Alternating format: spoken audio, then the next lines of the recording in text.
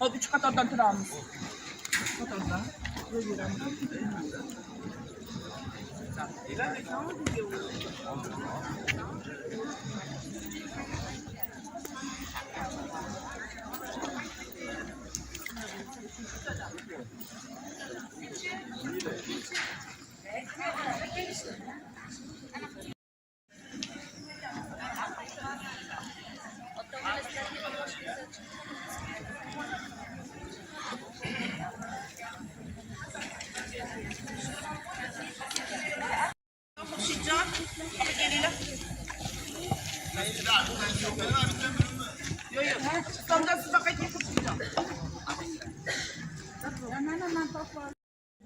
Xudo xohlasa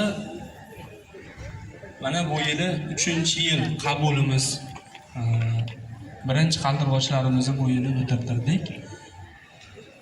Qo'qon shahrida kasb-hunar maktabi bir dona, yagona 9-sinf bitiruvchilarni 12 ta kasb yo'nalishlar bo'yicha, mutaxassisliklar bo'yicha tayyorlovchi kasb-hunar maktabi xalqaro darajadagi diplom olasizlar, Xudo xohlasa. Hozir tadbirimizni ochib olib, rahbarlarni, o'qituvchilarni tanishtirib olganimdan keyin bir qator gaplar bor, gaplashib olamiz.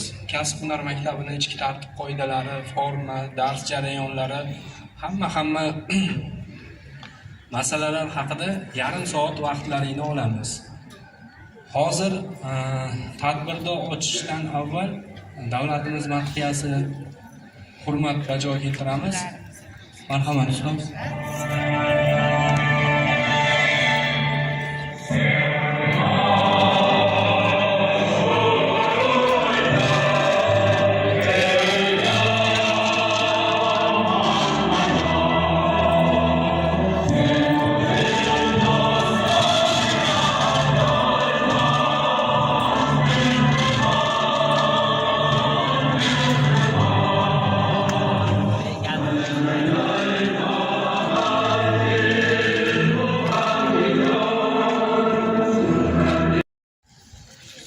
So'z navbatini kasb-hunar maktabimiz rahbari Madrahimova Munojatxon ustozga beramiz. Marhamat, ustoz. Assalomu alaykum, hurmatli aziz jamoa, hurmatli ota-onalar, aziz o'quvchilar. Qo'qon shahar kasb-hunar maktabiga xush kelibsizlar. Bu yil 9-sinfda bitirgan 512 nafar o'quvchini kasb-hunar maktabimizga qamrab oldik. Hammalaringni bugungi qo'shaloq bayram, ya'ni sizni bilim olishingiz uchun birinchi ilk qadam bilimlar kuni hamda mustaqil O'zbekistonimizning 31 yillik bayrami, yangi O'zbekistonda el aziz, inson aziz shiori ostidagi bayram tadbirlariga hamda mana shu bayramlarni o'tkazishdagi yuqori saviyada tashkil qilishdagi barchangizga kuch-quvvat tilayman.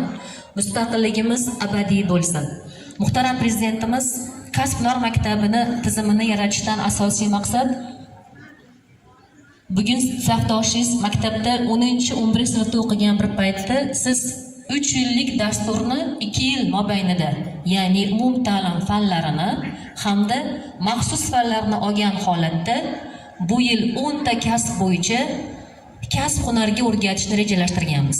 Bunda albatta ota-onalar sizlarni alohida bizga hamkorliklaring kerak bo'ladi. Kasb-hunar maktabimizda jami bu yil 60 nafarga yaqin o'qituvchi, pedagog xodimlar hamda bularga bilim beruvchi ishlab chiqarish ta'limi ustalari, shu bilan birga mana shu joydagi barcha texnik xodimlar o'quvchilarimizni qulay bilim olishlari, kasb-hunar egallashlari uchun bor kuchlarini ayamasdan mehnat qilishadi. O'rta ta'lim vazirligiga qaraydi hamda 2 hafta davomida sababsiz dars qoldirgan o'quvchilar o'z navbatida voyaga yetmaganlar komissiyasida ko'riladi va kursda qoldiriladi. va bu yerda yurgan paytdagi turli xil tartibbuzarliklari uchun ota-onani 47-modda bo'yicha, ya'ni voyaga yetmagan farzandlarini kasb hunariga ta'minlashdagi javobgarlik bo'yicha choraga tortilishlarini ham birinchi kunda aytib o'tmoqchiman. Demak, hamkorligimiz uzviy bo'lsa, farzandingizni doim nazoratga oladigan bo'lsangiz, biz butun jamoamiz bilan shu yerda bilim berishga tayyormiz. Har qanday kamchiligimiz bo'lsa, qanaqa fikr, takliflar bo'lsa, eshitishga tayyorman.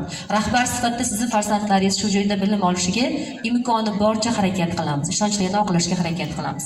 Aziz farzandlarim, bu yildan boshlab muhtaram prezidentimiz kasb hunar egallashni favqulodda vaziyat deb, farzandlarim kasb hunar egallasin, ertaga oilasiga daromad olib kirishni va o'zini keyingi yo'lni belgilashni dolzarb vazifa deb olgan paytda, birinchi o'rinda ta'limni bergan bir paytda biz ota-onamiz bergan ishonchni oqlagan holatda astoydil o'qishimiz, tartib intizomda yurishimiz va kasb egallashingizni talab qilaman.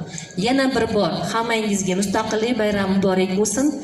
Bugungi yangi o'quv yiliningiz bilan tabriklayman. Sog' bo'linglar. Ta'lim bo'yicha direktor o'rinbosarimiz Mamatqul va Qunduzxon ustoz bo'lishadi. O'quv ishlari bo'yicha direktor o'rinbosarimiz Maqsud va Nargizaxon ustoz. Yoshlar bilan ishlash bo'yicha direktor o'rinbosari Qobilov Vohidjon o'zim bo'laman. Bo'lim boshlig'imiz Usmon va Zulqmorxon ustoz.